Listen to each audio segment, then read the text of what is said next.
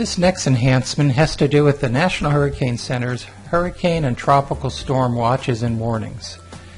In prior versions of Hurrtrak, you were only able to see the graphical representation of the areas of watches and warnings, such as you see on your screen now. Now we have taken this a step further by including the capability to recognize when specific locations are in the watch and warning areas. Once again, this is the typical way that we've demonstrated areas of watches and warnings along the coastline. In reality, however, these watches and warnings go inland. Let's demonstrate that here.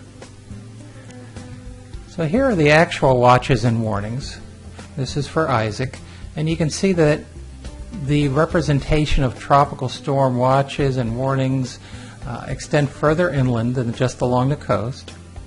And this, in fact, is one of the new outputs within the Hurrtrak system. There is a graphical aspect, this being a zip code thematic map of the areas of watches and warnings, in this case for Hurricane Isaac. So it's this in one case, or this in a different case. It's clear to see that this provides much more information on where the watches and warnings are actually issued. With this, we can then represent watches and warnings on reports. So let's take a look at a basic impact report.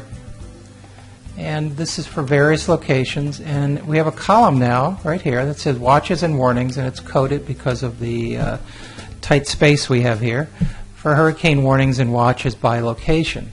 You can create this report for location groups, counties, or zip codes, and some people may find the zip code output very useful and then importing it into other products that they may use.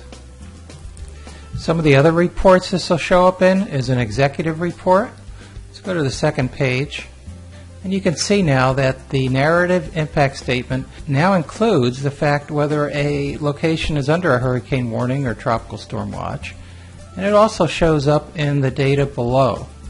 Another report this information shows up on are the risk reports, the ones that have the risk bars and the graph on it, and once again it will show up in the description and in the risk alert condition, this being an additional risk alert condition that we now use.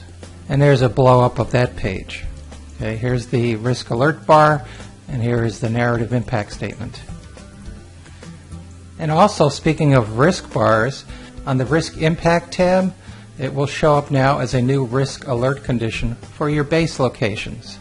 So rather than going through all of the reports where this information now appears, I'll just quickly say that it shows up on all the location-based reports, the EASY report, the location wind profile report, the county wind profile report, zip code wind profile reports, the executive and risk impact reports. And it will probably be showing up in some other places too as we utilize its full capabilities. So we think this is a nice new feature for this year's version.